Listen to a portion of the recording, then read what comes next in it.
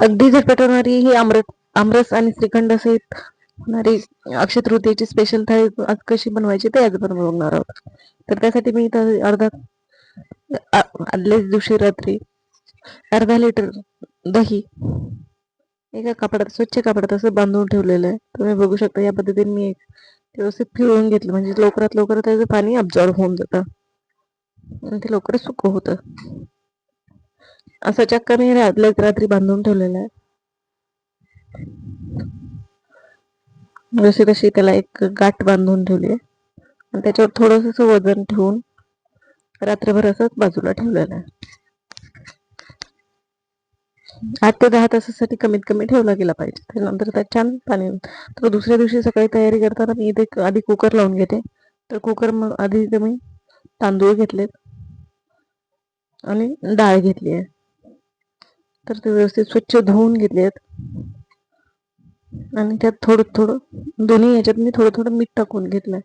डाळीत मी थोडंसं हळद सुद्धा टाकते म्हणजे त्याला एक छान असा कलर येतो. तर आता त्यानुसार आपण पाणी टाकून घेऊया आणि कुकर लावून घेऊया.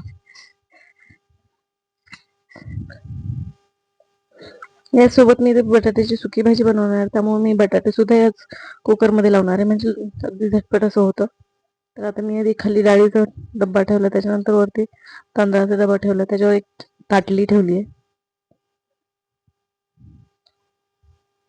आणि त्या ताटलीत आपण स्वच्छ धुतलेले 4 ते 5 बटाटे ठेवून दिले आणि कुकर लावून घेतले. अगदी 3 शिट्ट्यांमध्ये तिन्ही पदार्थ व्यवस्थित असे शिजले जातात. तर कुकर थंड होतोय तो लावून घेतलाय तोपर्यंत मी इथं आमरस करून घेते. तर आमरसासाठी मी इथं केशर आंबा घेतलाय, तो व्यवस्थित स्वच्छ असं धुवून घेतलं. त्यानंतर त्याचे जे देठ आहे ते काढून घेते आणि त्याचे साल काढून मी तो चिरून घेते. साल सुद्धा मी एका ताटलीत ठेवलेले आहेत. त्यानंतर ते थोडेसे धुवून आपण ते परत पाणी वापरणार आहोत. साल आणि कोय आपण व्यवस्थित तसे धुवून घेणार. तर मी तसे आंबे कट करून घेतलेत, तुम्ही बघू शकता. अगदी व्यवस्थित असे कट करून घेतले, जेवढं पॉसिबल आहे तेवढं गर काढून घेतलंय. बाकीचं मी थोडंसं पाण्यात धुवून ते पाणी वापरणार आहे. तर या पद्धतीने मी सगळे आंब्याशी करून घेतलेत.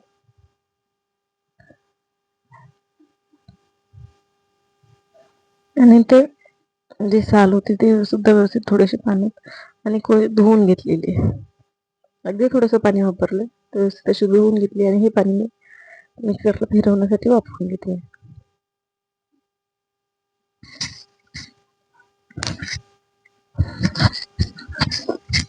त्यात पाणी टाकून व्यवस्थित असं फिरवून घेतलंय. तुम्ही बघू शकता अगदी व्यवस्थित अशी आमरस तयार आहे. तर त्या आमरसात मी 4 चमचे इथे साखर वापरते. तुम्हाला किती गोड पाहिजे त्यानुसार तुम्ही ते प्रमाण कमी किंवा जास्त करू शकता. तर मी इथे 4 चमचे साखर वापरली आहे आणि त्यात मी थोडीशी 1 चमचा विलायची पावडर टाकते आणि व्यवस्थित असं मिक्स करून घेते. बाकीचा स्वयंपाक होतो तोपर्यंत हे बाउल मी फ्रीजमध्ये ठेवून देते म्हणजे थोडंसं थंड सुद्धा होईल आमरस.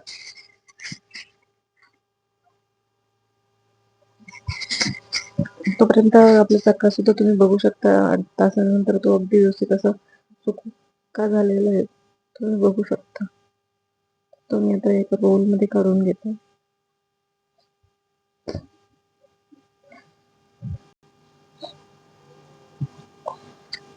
आणि त्याला थोडंसं असं चमच्याने मॅश करायचं. तुम्ही चाळणीवर घेऊन त्याला व्यवस्थित किसून घेतलं तरी चालेल. मी तर चमच्याने मॅश करून व्यवस्थित प्रॉपर होऊन जाते. तर त्यासाठी मी इथं पिठी साखरेचा वापर न करता मोठी साखर जी असते आपली ती 4 चमचे मोठी साखर आणि त्यात 4 विलायची टाकून व्यवस्थित त्याची पावडर बनवून घेतली आहे. ते सुद्धा याच्यात मिक्स. तुम्हाला आता जरी हे घट्ट वाटत असेल तर ही साखर विरघळल्यानंतर ते थोडंसं पातळ होतं आणि त्याला थोडंसं थिकनेस व्यवस्थित येण्यासाठी मी इथं केशरचं पाणी थोडंसं दुधात भिजत घातलेलं आहे. तर ते सुद्धा आपण इथे करून व्यवस्थित मिक्स करून घेऊया. तुम्ही बघू शकता अगदी व्यवस्थित असं झालेलं आहे श्रीखंड. व्यवस्थित असं फेटून घ्यायचं. जेवढं शक्य असेल तेवढं असं व्यवस्थित फेटून घ्यायचं.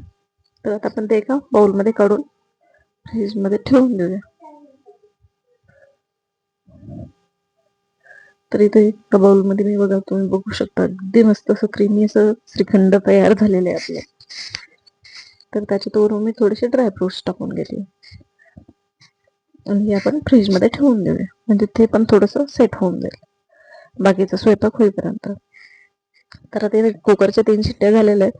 कुकरची वाफ थंड होईपर्यंत मी इथं पुऱ्यांसाठी कणिक मळून घेतले. तर मी इथं 1.5 वाटी कणिक घेतले, 2 चमचे रवा घेतले. रव्याने त्या छान पुऱ्या कुरकुरीत होतात. आणि थोडंसं मोहन बनवून मी इथं 1 चमचा मोहन व्यवस्थित त्यात टाकून घेते. आणि आपण जे रेग्युलर कणिक मळतो त्यापेक्षा थोडंसं घट्ट असं पुऱ्यांचं कणिक मी मळून घेते. जसं जसं पाणी लागेल तसं मी पाण्याचा वापर करून व्यवस्थित असं कणिक भिजवून घेते.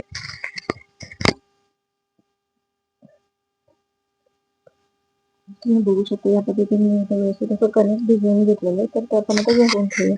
तोपर्यंत कुकर सुद्धा थंड झालेला आहे. तर आपण कुकर खोलून घेऊया. तुम्ही बघू शकता ती व्यवस्थित असे बटाटे उकडले गेलेले आहेत. तर आपण ते व्यवस्थित काढून घेऊया. गरम आहे कुकर, त्यामुळे मी चमच्याने काढून घेते. त्यानंतर ही ताटली जी आहे ती आपण तुकड्याने काढून घेऊया. व्यवस्थित अशी काढून घ्यायची, पाणी त्यातलं सांडलं नाही पाहिजे. तर तुम्ही बघू शकता इथं अगदी व्यवस्थित असं तांदूळ व्यवस्थित शिजून आलेले आहेत आणि डाळ सुद्धा शिजलेली आहे. व्यवस्थित असे शिजून येतात. डाळी सुद्धा एकदम अशी मुगाची डाळ वापरली त्याच्यामुळे ती व्यवस्थित अशी शिजून आली. तुरीची असेल तर त्याला थोडासा वेळ लागतो, पण मी तर मूग डाळीचा वापर केलेला आहे. तर तुम्ही बघू शकता व्यवस्थित तोपर्यंत मी जी डाळीसाठी फोडणीची तयारी करायची, 4 ते 5 लसणाच्या पाकळ्या, 4 ते 5 हिरव्या मिरच्या, 1 मध्यम आकाराचा टोमॅटो आणि 1 थोडीशी कोथिंबीर घेतली. तर ती व्यवस्थित चिरून घेतली. तोपर्यंत आपण कढई ठेवली. कढईत 2 चमचे तेल टाकले.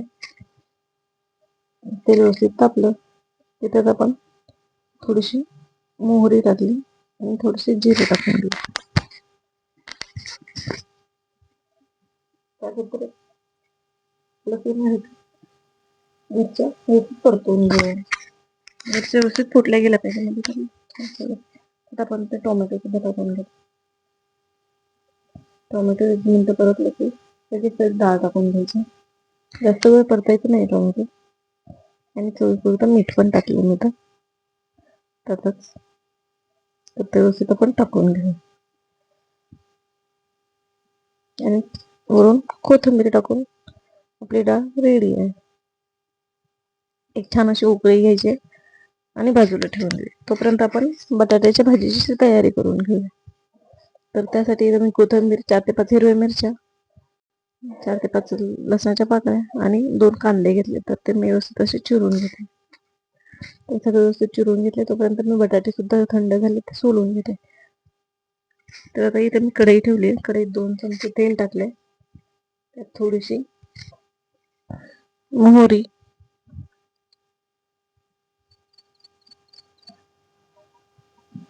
आणि त्यात थोडीशी तडतडली त्यात थोडेसे जिरे टाकून घ्यायचे. जिरे सुद्धा व्यवस्थित वर आले पाहिजे. त्याच्यात थोड्याशा मिरच्या आणि लसूण टाकून घ्यायचे. व्यवस्थित परतून घ्यायचे. त्यानंतर तो आपण दूध चिरलेला कांदा आहे तो टाकून घेऊ. कांदा सुद्धा व्यवस्थित असा गुलाबीसर रंगावर परतवून घ्यायचा. 2 मिनिटं लागतात कांदा परतवून घ्यायला. तर इथे व्यवस्थित असा कांदा परतवून घ्यायचा. कांदा व्यवस्थित परतून झाला त्यात मी थोडीशी चमचाभर हळद टाकते. व्यवस्थित मिक्स करून घ्यायचं. व्यवस्थित मिक्स करून झालं की बटाटे जे ते हातानेच मी इथं कुस्करून वापरते. तुम्ही चिरून जरी वापरले तरी चालतील. तर ते मी असे व्यवस्थित असे टाकून घेते.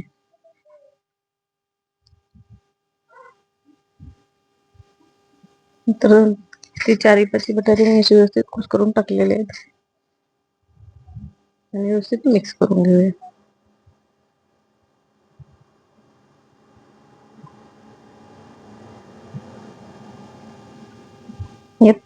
चवीपुरतं मीठ टाकून घेऊयात आपण.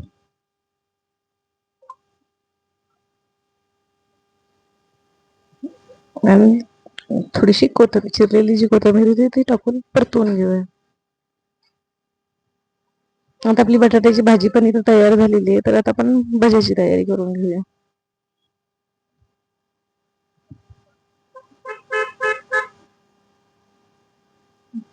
भज्यासाठी तोपर्यंत भाज्याचं वाटण्याची तयारी करेपर्यंत मी इथं तेल गरम व्हायला ठेवते, म्हणजे तोपर्यंत तेल सुद्धा तापेल आणि भज्याचं वाटण सुद्धा होईल. इथं 2 कांदे घेतले, ते व्यवस्थित असे उभ्या आकाराचे चिरून घेतलेत, तुम्ही बघू शकता. आणि ते एका पातेल्यात मी काढून घेतले, त्यात मी बेसन पीठ कालवणार आहे. तर ते वाटण्यासाठी मी ते 4 ते 5 हिरव्या मिरच्या, 8 ते 10 लसणाच्या पाकळ्या, जिरी, मीठ आणि थोडंसं ओवा वापरते, कारण म्हणजे आपण तळलेले पदार्थ खातो त्यावेळी त्यात ओवा टाकला तर ते पोटाला व्यवस्थित बाधत नाही. तर पेस्ट जी काय ती आपण टाकून घेतली, तर मी 1 वाटी बेसन पीठ घेतलंय, भरपूर सारी कोथिंबीर टाकून घेतली, अर्धा चमचा हळद टाकली आहे, अर्धा चमचा लाल तिखट सुद्धा वापरले मी इथं. तर आता इथं मी 2 चमचे मोहन वापरते. मोहन जर वापरलं तर एक छान असे कुरकुरीत भजे होतात. आणि मी तर सोड्याचा वापर न करता मी थोडंसं गव्हाचं पीठ वापरते. तुम्ही गव्हाच्या पिठाने एकदा भजे नक्की ट्राय करून बघा. अगदी कमी तेलकट असे भजे होतात. तर इथं भज्याचं पीठ आपलं रेडी आहे, तर आपण हे भजे काढून घेऊया. तोपर्यंत तेल सुद्धा अगदी व्यवस्थित आपले तुम्ही बघू शकता. ते आपण भजे सोडून घेऊया. अगदी असे व्यवस्थित असे भजे सोडून घ्यायचे. छोटे छोटे आकाराचे गोल गोल असे भजे बनवून सोडून घ्यायचे. अगदी गॅस थोडासा कमी केला आहे, म्हणजे भजे व्यवस्थित आतपर्यंत तळले जातील. तुम्ही बघू शकता अगदी असे दोन्ही साईडने अगदी व्यवस्थित असे तळले गेलेले आहेत भजे. तर आपण ते एका डिशमध्ये काढून घेऊ. तर असे भज्याचे मी 2 असे बनवून घेतले, 2 सोडून घेतले. तुम्ही बघू शकता अगदी असे कुरकुरीत असे भजे झालेले आहेत. आतमधून सुद्धा कांदा व्यवस्थित तळला जातो. तोपर्यंत आपण जे पीठ भिजवून ठेवलं होतं त्याचे छोटे छोटे गोळे तयार करून, थोडंसं तेल वापरून मी पीठ व्यवस्थित मऊ करून घेते. अगदी 2 मिनिटं व्यवस्थित मऊ करून घ्यायचं आणि त्याचे छोटे छोटे गोळे तयार करून घ्यायचे. तर सगळ्या पिठाची मी अशी लिंबाच्या आकाराचे गोळे तयार करून घेते. तुम्ही बघू शकता या पद्धतीने आपण सगळे गोळे तयार करून घेतले. तर आपण हे पुऱ्या लाटून घेऊया. मी ते 4 ते 5 पुऱ्या लाटून दाखवते. आधी 4 ते 5 पुऱ्या मी बनवून घेते, मग त्यात तेवढं तळून दाखवते. तर तुम्ही बघू शकता अगदी या पद्धतीने अगदी कमी जाडीच्या अशा आपण पुऱ्या लाटून घेतल्या. किती मोठा स्वयंपाक म्हटलं तरी अगदी जर प्रॉपर प्लॅनिंग केलं ना तर अगदी पटकन होतो. तर तुम्ही बघू शकता इथं मी 4 ते 5 पुऱ्या लाटून ठेवलेल्या आहेत. तर आपण त्यात तळून घेऊया. तर तेल तापलेलं ते आपलं, तर त्यात आपण त्या सोडून घेऊया. अगदी व्यवस्थित अशा 3-3 पुऱ्या मी एका वेळी तळते. तुम्ही बघू शकता अगदी अशा कुरकुरीत पुऱ्यात. अगदी रंग बघा तुम्ही त्यांचा किती छान आलाय. आपल्या ह्या पुऱ्या तयार आहेत. तर आपण त्या पुऱ्या काढून घेऊया. तर आता आपण इथं थाळी मांडून घेऊया. तर इथं बघू शकता इथं मी लोणचं ठेवलंय, त्याच्या शेजारी मीठ, त्याच्या शेजारी पुऱ्या, भजे. मी इथं 2 कुरडया पण काढून घेतलेल्या आहेत आणि पापड सुद्धा तळलेला आहे. तर ते सुद्धा मी इथं ठेवते. तर ते स्किप झालं होतं. तर इथं बटाट्याची भाजी ठेवली, डाळ ठेवली, मध्ये इथं मी भात ठेवते.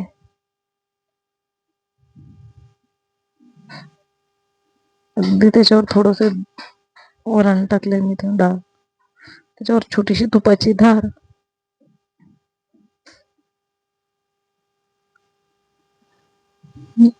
श्रीखंड आणि आपलं आमरस. अगदी झटपट अशी थाळी तयार आहे. तुम्ही बघू शकता अगदी झटपट अशी होते. तुम्हाला जर ही रेसिपी आवडली असेल तर लाईक आणि शेअर नक्कीच करा. तसेच न्यूज किचनला सबस्क्राईब करा. धन्यवाद. पुन्हा भेटूया अशाच एका नवीन रेसिपी सोबत. तोपर्यंत धन्यवाद.